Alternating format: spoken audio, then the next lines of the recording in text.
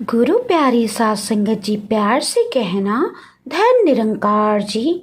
सात संगत जी, आशा करती हूँ कि सतगुरु माता जी की रहमतों से आप सभी खुश और स्वस्थ होंगे।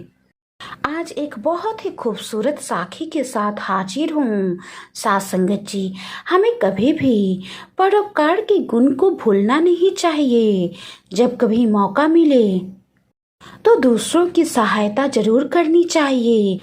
क्या पता कब किसी की मदद से किसी का जीवन बच जाए।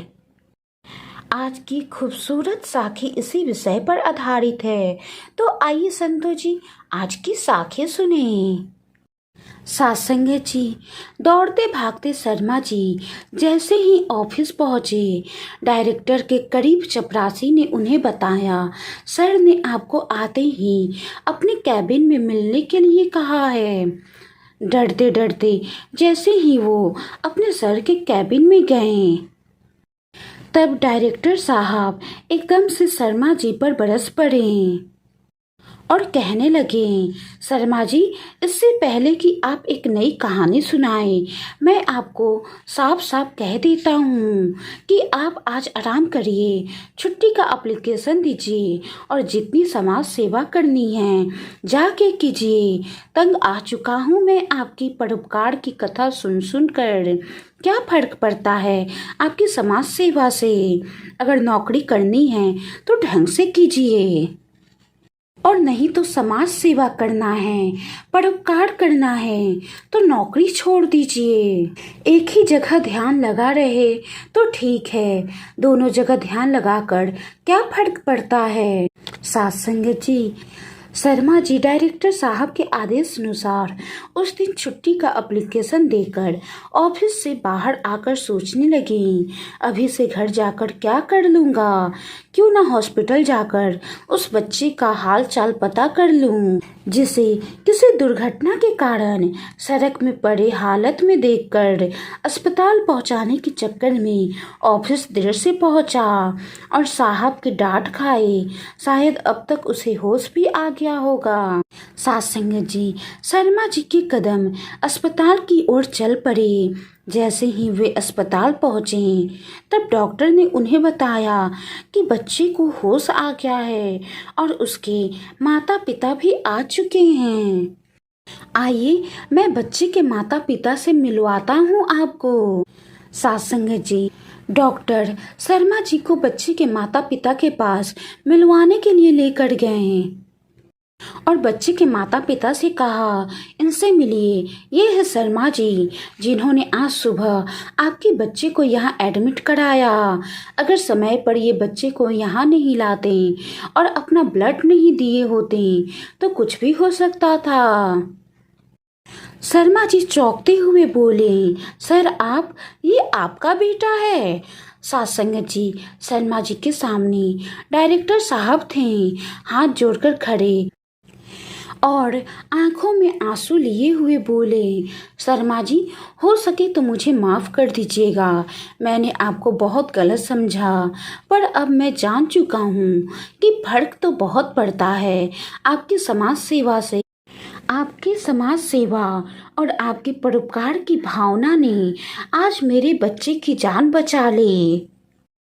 आपके ऑफिस से जाने के बाद मुझे अचानक फ़ोन आया कि आपका बेटा अस्पताल में भर्ती है।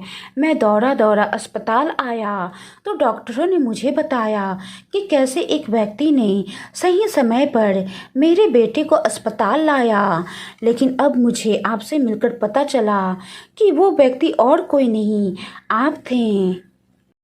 मैं हमेशा आपके परोपकार की भावना से परेशान होकर आपको हमेशा भला बुरा कहता रहता था, लेकिन आपको कोई फर्क नहीं पड़ता। आप अपना काम बहुत ही ईमानदारी और श्रद्धा पूर्वक करते हैं। शर्मा जी, अब मैं समझ गया हूँ कि हमें हर किसी की मदद करनी चाहिए। क्या पता कब किसी की मदद किसी का जीवन बचा ले। क्या पता कब किसी के परोपकार से किसी का जीवन सही रास्ते पर आ जाए। सात संगत जी, कहा भी जाता है परोपकार के लिए ही वृक्ष फल देते हैं, नदियाँ परोपकार के लिए ही बहती हैं और गाय परोपकार के लिए ही दूध देती हैं। अर्थात ये शरीर भी परोपकार के लिए ही है। सात संगत जी, परोपकार करना, दूसरों की सेवा करना और उसमें जरा भी अहंकार ना करना, यही सच्ची शिक्षा है। सात संगत जी, मनुष्य जब संसार छोड़कर जाता है तो वो कुछ भी अपने साथ नहीं लेकर जाता, सिर्फ और सिर्फ अपने साथ भलाई और बुराई ही लेके जाता है। इसीलिए सात संगत जी, भलाई करते जाएं, परोपकार करते जाएं, क्योंकि इसी से फर्क पड़ता है। काम, क्रोध, मोह, लोभ को त्याग कर अगर मोक्ष के मार्ग पर आगे बढ़ना है तो सबसे पहले दया भाव और परोपकार को अपनाना होगा। सात संगत जी, जीवन में अगर किसी का भला करेंगे तो लाभ होगा, क्योंकि भला का उल्टा लाभ होता है। और जीवन में किसी पर दया करेंगे तो वो याद करेगा, क्योंकि दया का उल्टा याद होता है। सात संगत जी, परोपकार सबसे बड़ा पुण्य है। परोपकार तो सब करते हैं, लेकिन जो परोपकार करके घमंड ना करे वो सबसे बड़ा परोपकारी है। सात संगत जी, परोपकार ही मनुष्य का सबसे बड़ा धर्म है। इसीलिए जब कभी भी किसी की सहायता करने को मिले या किसी के लिए कुछ करने का मौका मिले तो जरूर कीजिएगा। सात संगत जी, आज की साखी कैसी लगी कमेंट बॉक्स में ज़रूर बताइएगा। वाणी में कोई गलती हो गई हो तो बख्श लेना जी। साखी को लाइक करें, ज़्यादा से ज़्यादा शेयर करें और आप अपने चैनल को सब्सक्राइब करना ना भूलें।